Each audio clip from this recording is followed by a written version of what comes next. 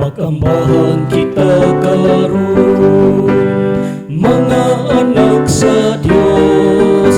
Napulahan kitang tanan sa iyang bendisyon.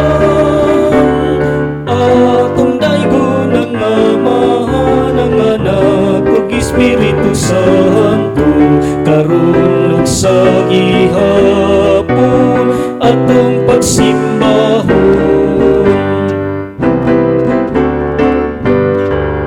Ang maayong balita sa atong kaluwasan, ipahayag ta karon ngadto sa katawhan.